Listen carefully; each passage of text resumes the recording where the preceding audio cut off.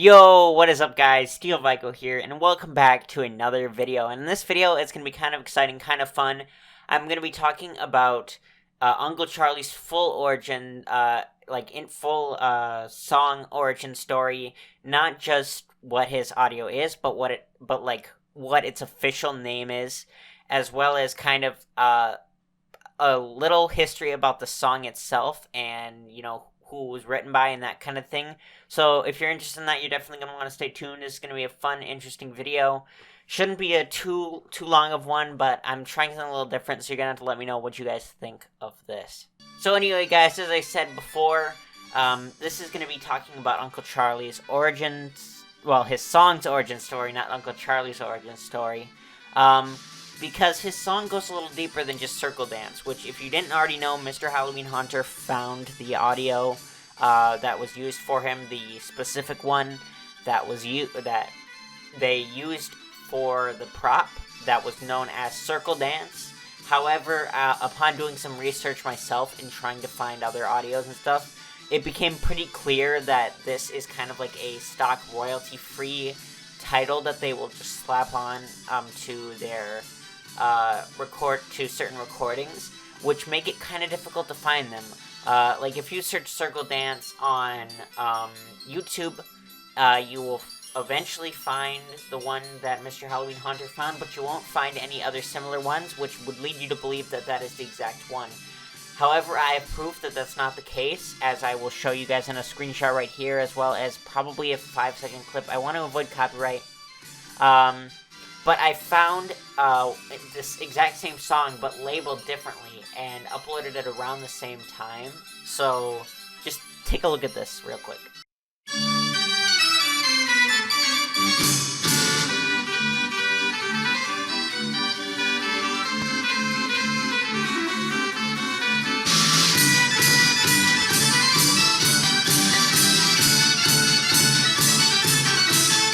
So, what you just saw was a video uploaded, I guess apparently it's written by Craig Riley, is what the Circle Dance is. But this is known as Ringmaster's Circus Overture, Vintage Sounds of the Circus. Now, I don't know the time that it was uploaded off the top of my head, as you probably would know because you could probably find it. I will include a link to both Circle Dance and Ringmasters in the description of this video. If you want to check them out, they're both the same songs, and they're both uploaded probably around 2015, I believe, if I am not mistaken. And I don't want to talk about it too much, but what that basically tells me is that there are a lot of different versions auto-generated by YouTube, and we can't be certain which one is actually official. Now, maybe this particular version was, in fact, written and, I guess, performed by a Craig Riley, which is probably possible, and so, maybe. I wouldn't really know. That's the part I can't exactly tell you. But now we can get a little more interesting and a little more specific. And really talk about what you guys really came here to hear and learn. Is what is the song actually called? What is its official name? Is it Circle Dance? Is it Ringmaster's Overture? Turns out it's actually neither. According to Wikipedia and other research that I've done, I know Wikipedia may not be the most credible source for all of you guys, but this seems to be pretty reliable, makes sense to me, and if you want to research it deeper yourself, you can, feel free. Let me know if you dig up anything else, but this seems very credible to me, and I have definitely fact-checked a few things, and I can pretty much say I'm pretty certain that this is accurate information. So without further ado, what is the actual name of the song? Well, the actual song, the original version of it, is actually called the Billboard March.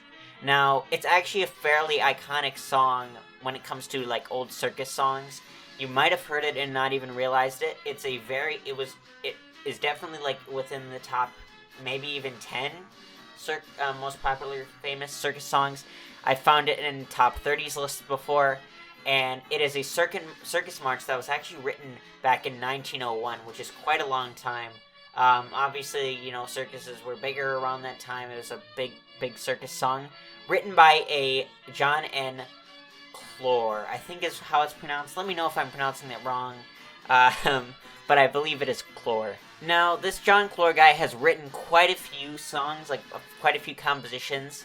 Now, I am not familiar with very many of them, as I'm not really a big circus music enthusiast. I have heard a lot of them recently. I've all started to blend together with my research here, but a few of them to name include the Billboard March, Blazing the Trail March, the Cincinnati Post March, and as well as the Federation March. Now, I'm not 100% sure how familiar you would be with those, but they're just kind of a few that kind of stand out to me and just seem like they might be a little more popular. Now, I believe the Billboard March is probably one of his more famous ones.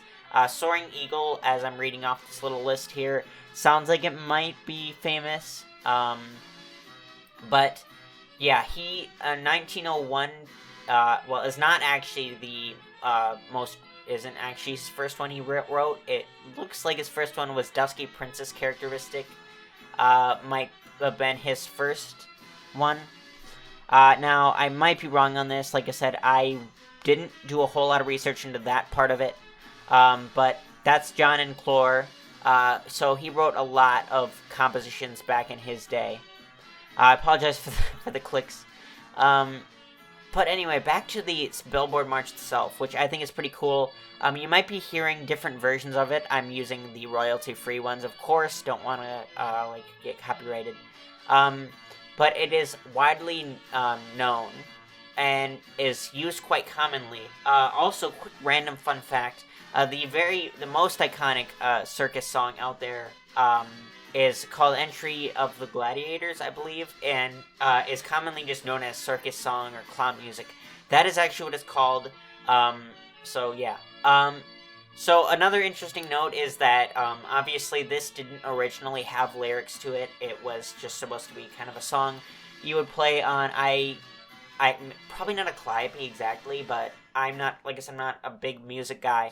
But as we do know that it has been played on calliope before, there are calliope versions on YouTube that are in fact royalty free. But they did add lyrics to it relatively recently, to the time that it was released, pretty quickly after, for, I guess, the Joy Boys radio program. If you're interested in any of that, guys, I will be posting the Wikipedia, which I'm getting most of my information from, on this video, for this. If you want to check it out and read further and kind of look more into each of these, there's more things you can learn.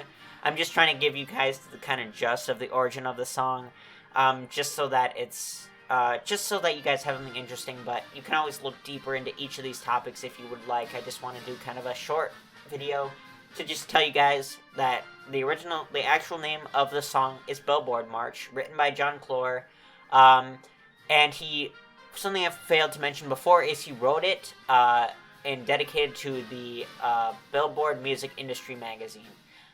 So I guess if he wrote it for them, or if he was maybe featured in there and wrote it as an appreciation thing, as he did write some other ones, and obviously became a very popular circus song. Ended up being used in Uncle Charlie in 2010. And then recycled yet again in 2020 for Uncle Charlie as well as Honky the Clown. Apparently, so yeah, guys, this article itself is actually quite small. It is a relatively very small, short read article if you want to check this out on Wikipedia.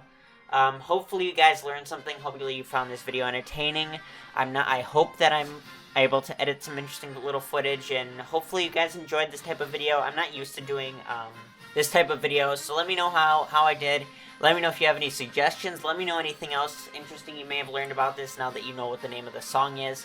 Let me know what you guys think that this new knowledge will do for us finding the audios for the props. Because I think this is quite will now become a difficult thing when it comes to Wacky Mole. If you're unable to find it using a Shazam app or similar, you will likely very much struggle to find it because they use these stock names to, I don't know if it's to avoid copyright or just kind of slap a branding on it or something. But it definitely makes it more difficult to find the one you're looking for. Because you can't just search circus.